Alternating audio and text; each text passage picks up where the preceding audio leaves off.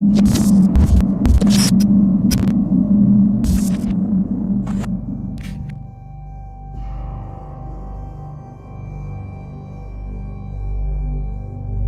working as a boner in a butcher shop, Katherine Knight met David Kellett. Kellett was a raging alcoholic and was prone to fistfights whenever the opportunity presented itself. Surprisingly, Kellett found that Knight could hold her own and never hesitated to join him in a scuffle. He soon realised, however, that Knight was capable of doing more than a little damage with her fists, and before long was finding himself dominated by her. In 1974, she even convinced him to marry her, though he was heavily intoxicated the entire time. His intoxication that day was almost his downfall. On their wedding night, after consummating their marriage 3 times, Kellett fell asleep. Katherine Knight, apparently insatiable, took issue with her new husband's premature exhaustion and strangled him. He woke up, thankfully, and managed to fight Knight off. Despite the fact that she attempted to kill him one day into their marriage, the union lasted for 10 more years, during which they had 2 daughters and 1 period of separation after Kellett left Knight in the middle of the night. Knight went through a period of deep distress after he left her. At one point, she spent a few months in a psychiatric hospital after threatening the life of a mechanic who had serviced his car because it had allowed him to leave her. He even took her back when she was released from the hospital, though their reunion didn't last long. 6 years after a stint in the psych ward, Katherine Knight met David Saunders.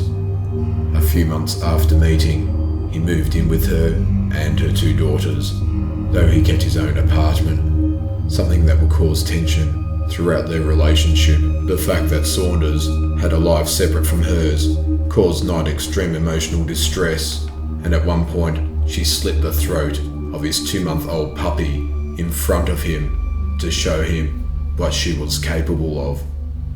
Despite that particular mishap, the 2 had a daughter a year later, though Saunders had left her after their daughter's birth, as Knight had attempted to kill him by stabbing him with a pair of scissors. After Saunders left her, she met another man named John Chillingworth, whom she maintained a relationship with for 3 years. Together, the pair had a child, Knight's first son. For the most part, their relationship was without issue, though this may have been due to the fact that Knight was carrying on an affair with another man named John Price. Her relationship with John Price would be the one that finally pushed Katherine Knight over the edge, landing her in hot water and earning her an unprecedented prison sentence. The beginning of the relationship was without complications and seemed to be smooth sailing. Price had 2 older children who lived with him and who liked Knight well enough. He worked as a miner and made good money, which kept Knight comfortably sedated. However, when she suggested they marry and he declined, she turned violent. She ended up getting Price fired from his job, which resulted in him kicking her out. A few months later, she moved back in, though he still refused to marry her. According to their friends and neighbours, this was around the time she began to escalate.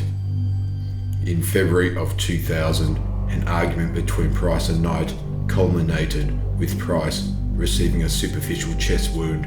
After she attempted to stab him, he took out a restraining order against her in an attempt to keep his children safe. He must have been living in extreme fear for some time, because towards the end of the month, he told his co-workers that if he was ever to go missing, it was because Knight had killed him. And indeed, she did. When Price came home from work, he followed his usual routine of checking in with the neighbours before going to bed at 11. Knight came home shortly after, made herself dinner, watched TV, showered, and then went upstairs. She woke Price. The 2 had sex, and Price went back to bed.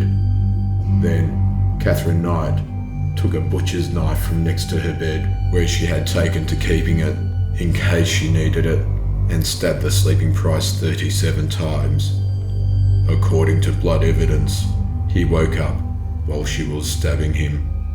Eventually, after he succumbed to his wounds, Knight dragged his body downstairs, skinned him, and hung his body from a meat hook hanging in the living room. Then she decapitated him and cut up pieces of his body to cook in a dish with potato, pumpkin, beets, zucchini, cabbage, squash, and gravy. She then made a dish for herself, though from the half-discarded contents, it appeared she couldn't finish it. She then lay down next to the headless, mutilated corpse of Price, took a large number of pills, and passed out. Price's co-workers heeded his warning the next morning and called the police after fearing the worst when he didn't show up. The police arrived to find the gruesome scene and immediately detained the comatose Katherine Knight, who, once she woke up, claimed to have no memory of the night before. In the kitchen, police found Price's head boiling in a pot of vegetables on the stove. On the table, they found 2 full plates, each labelled with a name. In horror, the police realised what had happened. Katherine Knight had been planning on serving John Price's body parts to his children.